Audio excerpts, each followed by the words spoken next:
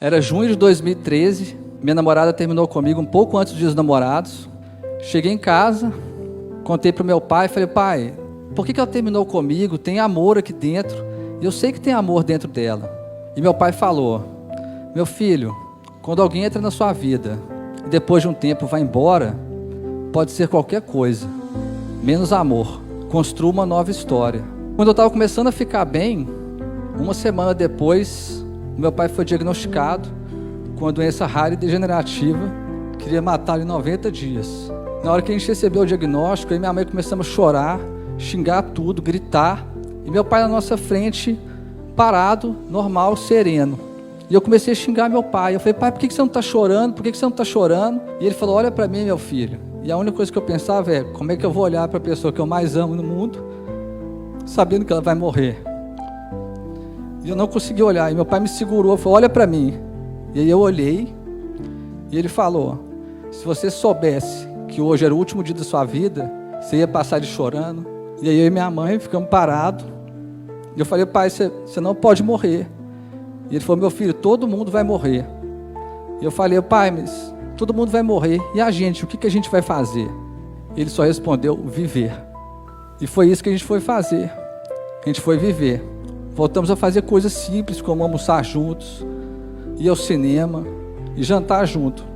Até que a doença começou a tentar impedir meu pai de viver. E tirou a capacidade dele de falar.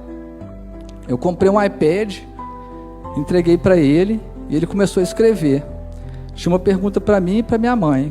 Eu peguei o iPad e comecei a escrever. Entreguei para minha mãe e a minha mãe começou a escrever.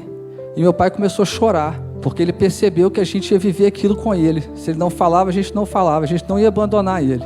Aquelas conversas viraram lições de vida, porque eram conversas sobre o amor, sobre os inúmeros foras que eu tomava e continuo tomando, e sobre o amor que ele tinha com a minha mãe. Eu peguei aquelas conversas que viraram textos e publiquei num blog, e viralizou na internet. Milhões de pessoas liam os textos. Várias editoras do país me procuraram para publicar um livro. Eu nem sabia que meu pai escrevia e que o sonho dele era publicar um livro. Cheguei em casa correndo, falei: pai, nós vamos publicar um livro. E aí ele começou a chorar, tremer e engasgou. Eu corri e chamei minha mãe: mãe, papai está passando mal. E minha mãe veio correndo. E aí eu peguei o iPad, entreguei para ele, e ele escreveu: será que vai dar tempo? E aí eu saí correndo desesperado para a editora e falei: eu não quero dinheiro, eu não quero nada. Eu só quero que o livro saia o mais rápido possível, para meu pai poder ver isso. E eles falaram: você tem todos os textos? Eu falei: tenho. Então me manda agora. Eu voltei para casa correndo e falei: pai, nós temos que mandar os textos agora. Você quer alguma coisa? Ele falou: eu quero que o último texto seja o meu. Eu falei: tá bom, qual que é o texto?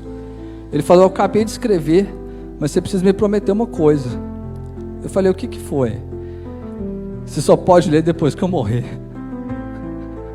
Eu falei: pai, como assim, pai? E eu falei para ele: tá bom, pai, então você tem que me prometer uma coisa. E ele escreveu: o quê? Você não pode morrer.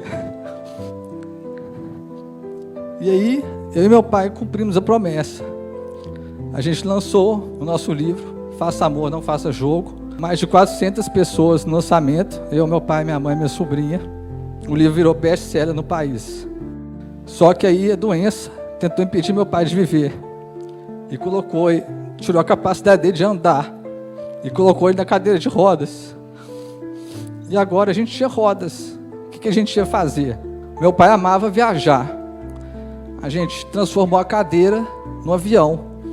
E todo dia, pela manhã, a gente descia para a nossa pista de decolagem, fazia um plano de voo.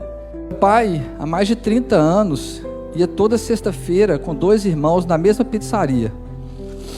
Ele continuou indo de cadeira de rodas. Só que a doença tentou impedir meu pai de viver e tirou a capacidade dele de comer.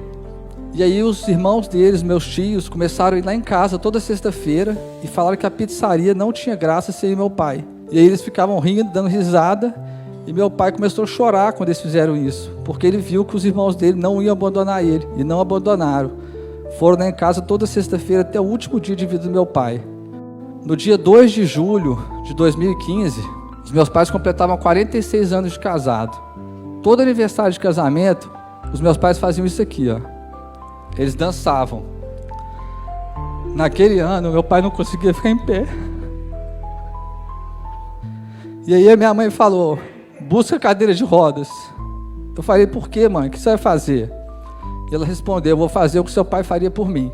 Eu busquei a cadeira de rodas e quando eu voltei para o quarto, a minha mãe estava abraçada com meu pai na cama. Eu cheguei perto para ajudar e ela falou, não precisa. E ela começou a tirar meu pai da cama, fazendo maior força, e meu pai não tinha força, não sei de onde que ele tirou, foi a última força que eu vi ele fazendo na vida, e a minha mãe conseguiu colocar ele na cadeira de rodas. Ela colocou uma música e ajoelhou ao lado dele e começou a fazer a cadeira girar. E os dois começaram a dançar. Meu pai chorava e ria ao mesmo tempo. E foi a cena mais bonita que eu já vi na minha vida inteira. Quando acabou a dança, eu entreguei o iPad para o meu pai e ele escreveu, eu tenho um último sonho. E eu perguntei, qual que é, pai? Ele escreveu, eu quero ver o mar pela última vez. Eu falei, então a gente vai. Eu fui muito criticado, muita gente falou que eu era louco, porque eu ia levar uma pessoa que não falava, não comia, não fazia nada, para a praia, que não ia aproveitar nada. A única coisa que passava na minha cabeça era, talvez o amor seja isso, fazer loucuras, fazer o improvável, o impossível virar possível. A gente voltou da viagem, meu pai estava muito debilitado. Ele pegou o iPad e começou a escrever, meu filho, eu estou sentindo muita dor, a minha mão treme muito, eu não sei até quando eu vou conseguir escrever. A gente precisa criar uma nova forma de comunicar. Se eu piscar uma vez é sim, 2 é não e 3 é eu te amo. No dia 23 de agosto de 2015, o meu pai faleceu. Os médicos tinham dado 90 dias. Meu pai viveu por mais de 1095. Eu resolvi contar um pouquinho dessa história aqui, porque eu vejo o mundo distorcendo, complicando demais as coisas. Fique com alguém que faz isso, que te dê aquilo.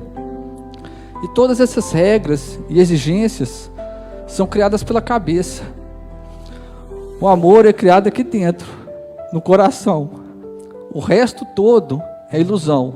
Eu vejo a sociedade exigindo demais status sociais, bens materiais, pedindo que os pais coloquem os filhos nas melhores escolas, nas escolas mais caras, que estudem 3 línguas, que as esposas sejam as melhores amantes, sejam bem-sucedidas.